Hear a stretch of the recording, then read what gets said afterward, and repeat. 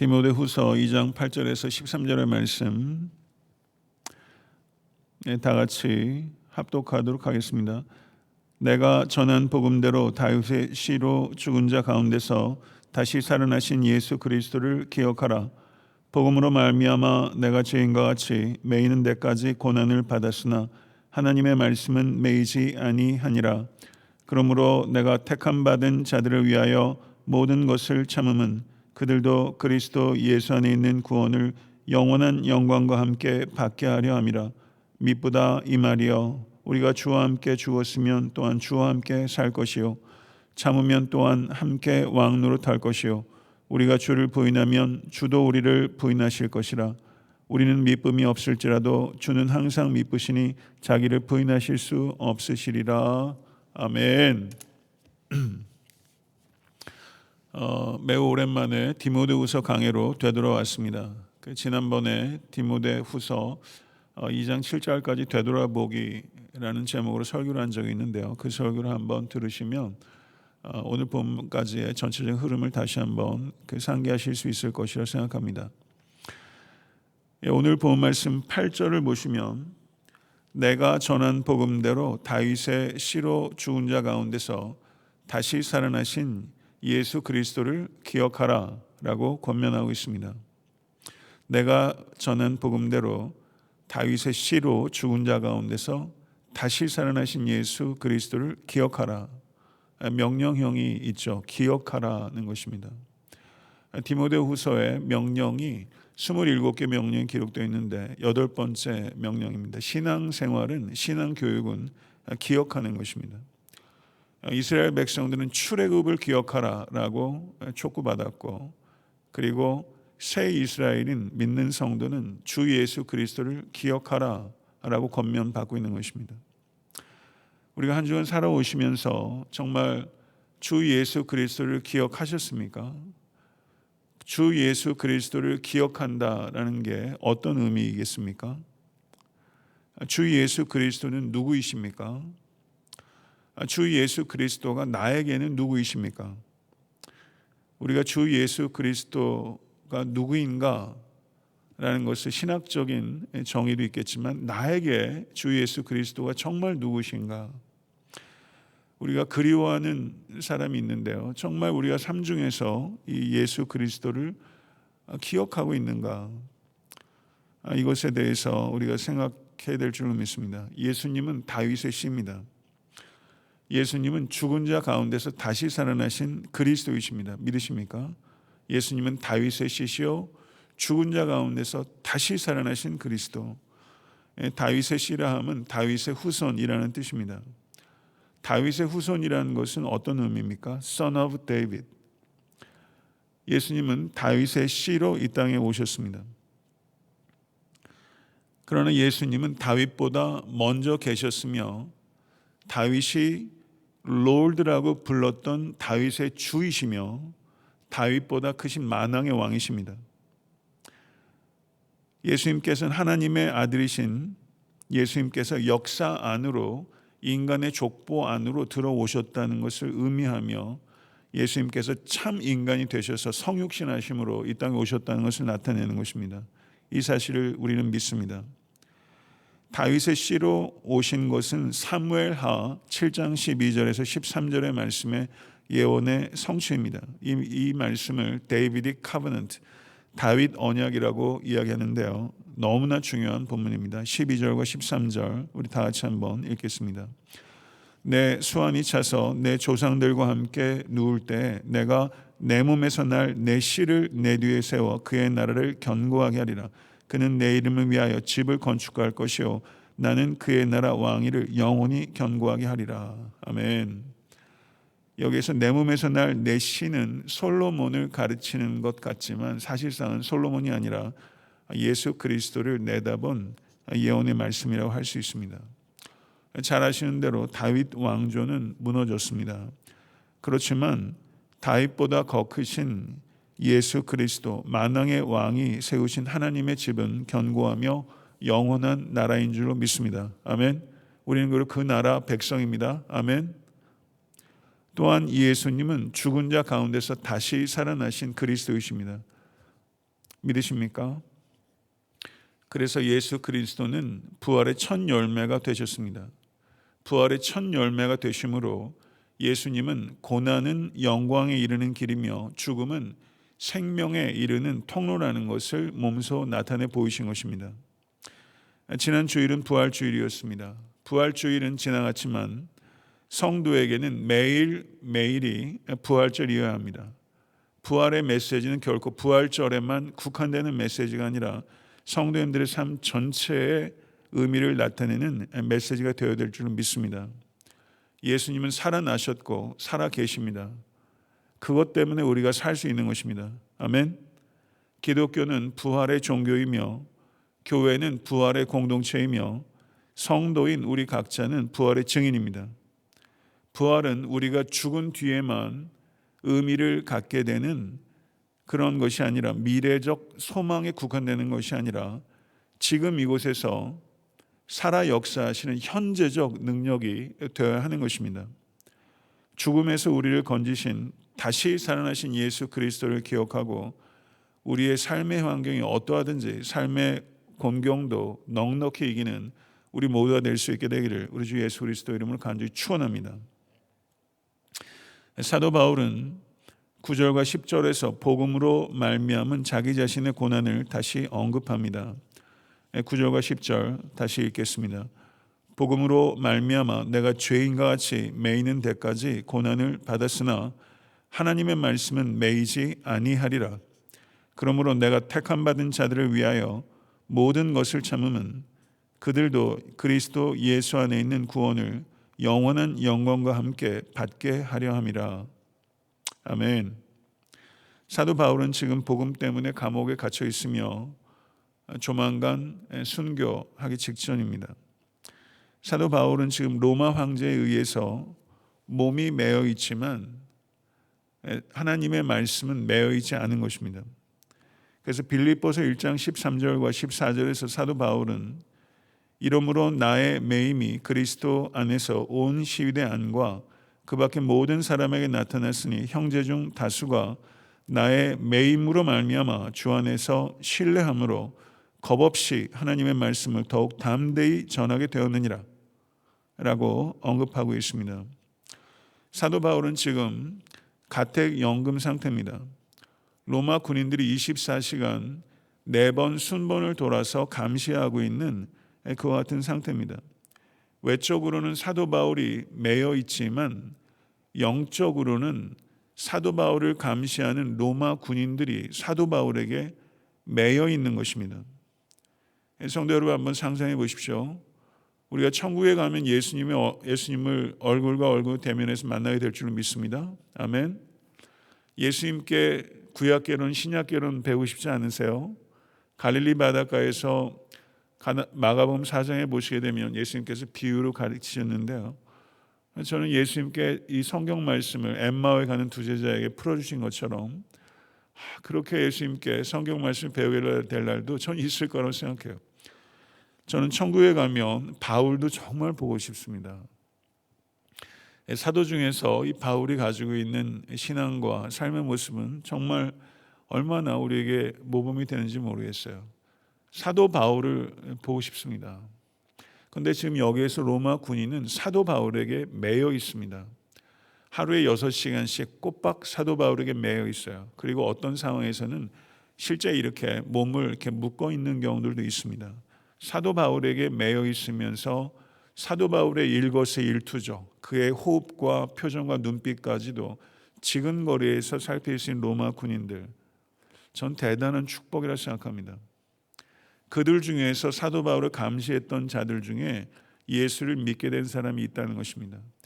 빌립보 감옥의 그 간수도 사도 바울로 말미암아 사도 바울은 매질로 저를 쳤지만 사도 바울의 몸에 상처를 냈지만 사도 바울은 그의 죄의 상처를 씻어주지 않았습니까?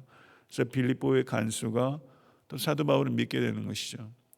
성도 여러분, 그 사도 바울은 자신의 매임을 통해서 오히려 로마 군병들과 시위대 안에도 복음이 진보되는 것을 기뻐하고 그로 말미암아 더욱더 많은 사람들이 겁없이 복음을 증거하게 된 것을 감사했습니다. 사도행전 28장 30절 31절을 보게 되면 바울이 온 이태를 자기 새 집에 머물면서 자기에게 오는 사람을 다 영접하고 하나님의 나라를 전파하여 주 예수 그리스도에 관한 모든 것을 담대하게 거침없이 가르치더라. 이렇게 말씀하고 있습니다. 구금 상태에서도 사도 바울은 담대하게 거침없이 가르치더라. 우리는 왜 담대하게 거침없이 겁없이 복음을 이야기하지 못할까요? 성도님들은 말할 것도 없고 목회자들조차 담대하게 거침없이 겁없이 가르치지 못하고 있습니다. 우리의 문제는 몸은 매여 있지 않지만 복음은 매여 있다는 것 아니겠습니까? 복음이 매여 있습니다.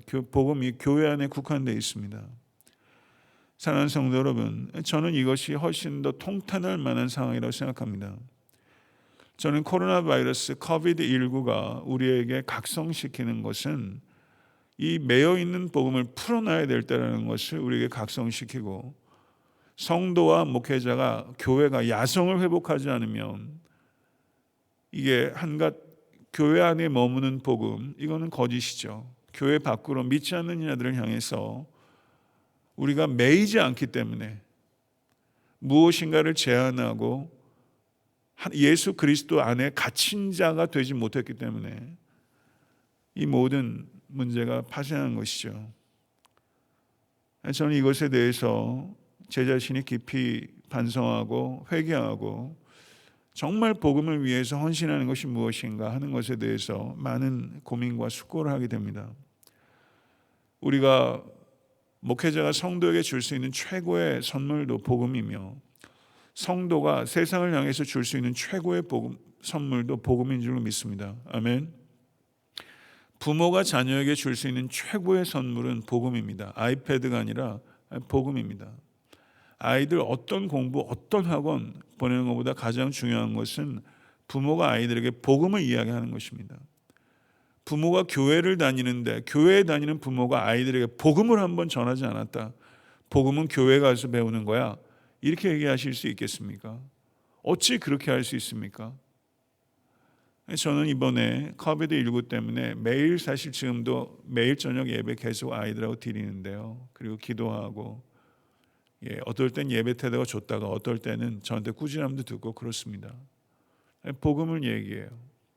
어제는 마가복음에서 예수님께서 시몬의 장모를 고치신 다음에 장모가 수종들었다는 말씀을 얘기하면서 We are saved to serve. 우리가 구원받은 것은 serve하기 위해서 구원을 받은 것이다. 구원받았다는 증거는 다른 사람들을 잘 살피고 배려하고 섬기는 것이다. 너희도 그렇게 살아야 한다. 이런 얘기들 하면서 얼마나 알아듣는지는 모르겠지만은 아이들에게 복음을 이야기하는 게 저는 얼마나 감사한지 모르겠어요. 제가 목회하면서 아이들에게 가정에서 목회자지만 이렇게 예배드리고 하는 일들이 결코 쉽지 않았거든요. 바쁘다 바빠 늘 그러니까요. 그래서 제 자신도 아이들에게 이렇게 복음을 매일 얘기하고 30분씩 앉아서 성경 같이 읽습니다. 한국말로 읽게 하고 영어로 읽게 하고 그리고 예배드리고 기도하고 이렇게 하거든요. 이게 참 너무 감사한 거예요. 제가 얼마나 축복을 받아 누리는지 몰라요.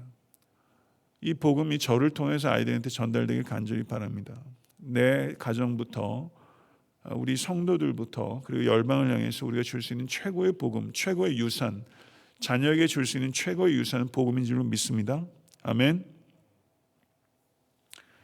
복음이 필요하지 않은 사람은 한 사람도 없기 때문입니다. 모든 나라, 모든 족속에게 복음이 필요한 것입니다. 믿으십니까? 니고데모에게도 복음이 필요하고 사마리아 여인에게도 복음이 필요합니다.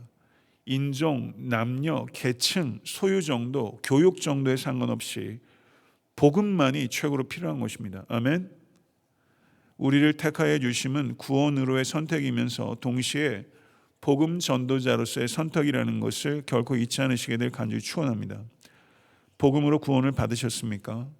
아멘. 복음으로 구원을 받은 그 순간이 복음 전도자로 세워진 순간이라는 것을 기억하시고, 우리가 정말 집중해야 되는 것은 복음 전도를 통해서 영혼을 구령하는 일입니다. 이 일에 사활을 걸 수 있는 제 목회, 이 일에 사활을 걸 수 있는 교회가 될 수 간절히 바라고, 우리가 다시 이 전에 모여서 예배 드리게 된다면 교회가 정말 이 일에 헌신적으로 집중할 수 있는 그런 복음 중심적인 교회가 될 수 있게 되기를 간절히 소원합니다. 마가복음 13장 10절 11절을 보게 되면 복음이 먼저 만국에 전파되어야 할 것이니라. 사람들이 너희를 끌어다가 넘겨줄 때 무슨 말을 할까 미리 염려하지 말고 무엇이든지 그때 너희에게 주시는 그 말을 하라. 말하는 이가 너희가 아니요 성령이시니라. 아멘. 성령께서 말씀하시겠다고 약속하셨습니다. 믿으십니까? 이 약속을 체험하신 적이 있으십니까? 한 번도 복음 전도를 안 하셨다면 이 말씀을 체험하지 못하셨을 것입니다. 이 약속 저버리고 안전지대에 계십니까? 아니면 이 약속에 따라 안전지대를 떠나는 삶을 살아가고 계십니까? 그리스도인의 삶은 안전지대에 거하는 삶이 아닙니다. 안전지대를 끊임없이 떠나는 삶입니다. 우리가 컴포트존에 머무는 것이 아니라 컴포트존을 떠나는 것이 신앙입니다. 그런데 이것이 완전히 거꾸로 됐습니다. 신앙생활하면서 우리가 더 컴포트존 들어갑니다. 컴포트 안 한 사람 만날 생각 자체를 안 합니다. 이거는 매우 비성경적인, 어찌 보면 비신앙입니다. 왜 이렇게 됐을까요? 우리는 약속을 버렸습니다. 사실은 우리는 약속을 붙잡아야 됩니다. 성령님의 능력이 필요한 이유는 왜 그렇습니까? 복음을 증거하기 때문에 성령의 능력이 필요한 것이죠. 왜 성령의 능력이 필요한 것입니까? 안전지대를 떠나야만 능력이 필요한 것이죠. 안전지대를 떠나야 될 줄로 믿습니다. 그래서 우리가 복음 전도자로서 이 소명에 입각해서 복음을 연구하고, 목회자는 목회자대로, 성도는 성도대로 복음의 핵심을 더 깊이 이해하고 복음을 전하고 복음을 살아내는 우리 모두가 되어야 될 줄로 믿습니다. 지금이야말로 그래야 될 때인 것입니다. 11절에서 13절의 말씀은 초대교회 찬송의 일부를 인용하고 있습니다. 11절 13절 미쁘다 이 말이여 우리가 주와 함께 죽었으면 또한 함께 살 것이요 참으면 또한 함께 왕노릇할 것이요 우리가 주를 부인하면 주도 우리를 부인하실 것이라. 우리는 미쁨이 없을지라도 주는 항상 미쁘시니 자기를 부인하실 수 없으리라. 이렇게 말씀하고 있습니다. 주님은 미쁘십니다. 주님은 신뢰하실 만합니다. 이 말은 무슨 말씀일까요? 주님께서 우리를 부인하면 주께서 우리를 부인하실 것이다. 주님은 미쁘시기 때문에 반드시 그렇게 하실 것이다. 그 뜻이에요.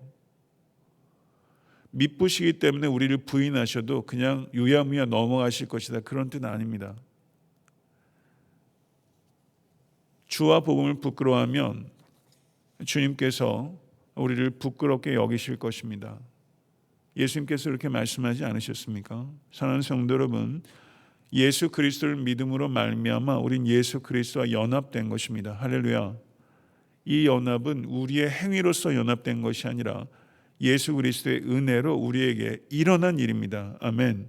우리는 이 연합에 들어가면서 죄의 통치 아래 있지 않고 은혜의 통치 아래 있으며, 우리는 이 은혜로 말미암아 죄로부터 죄를 용서받았을 뿐만 아니라 죄를 이기는 능력을 받은 것입니다. 할렐루야.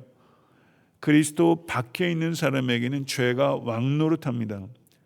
그리스도 밖에 있는 사람들은 자유로운 것 같지만 사실상은 죄의 종노릇하고 있는 것입니다. 그리스도 안에 있는 우리들에게는 죄가 왕노릇하지 않고 은혜가 왕노릇합니다. 아멘. 우리는 은혜의 지배를 받게 된 것입니다. 할렐루야. 믿으십니까? 주와 복음을 부끄러워하지 않고 주와 복음을 자랑하시는 우리 모두가 될 수 있게 될 간절히 소망합니다. 누구든지 이 음란하고 죄 많은 세대에서 나와 내 말을 부끄러워하면 인자도 아버지의 영광으로 거룩한 천사들과 함께 올 때 그 사람을 부끄러워하리라. 아멘. 사도 바울은 로마서 1장 16절에서 내가 복음을 부끄러워하지 아니하노니 이 복음은 모든 믿는 자에게 구원을 주시는 하나님의 능력이 됨이라. 아멘. 믿습니다. 미쁘신 하나님께서는 약속을 지키시는 하나님이십니다. 말씀 맺겠습니다. 열매는 수고를 통하여, 영광은 고난을 통하여, 생명은 죽음을 통하여 얻는 것입니다. 열매는 수고를 통해서, 영광은 고난을 통해서, 생명은 죽음을 통해서 찾아옵니다. 우리 사랑하는 애타한테 섬기는 교회 모든 권속들께서 한 사람도 빠짐없이 마지막 때 예수 그리스도를 만나실 때 부끄러움 당하지 않고 담대하게 서실 수 있는 모든 권속이 되실 수 간절히 축원하고, 주 예수 그리스도를 기억하심으로 오늘 하루도 넉넉하게 승리하는 모든 권속 되실 수 있게 되기를 우리 주 예수 그리스도는 간절히 축원합니다. 아멘.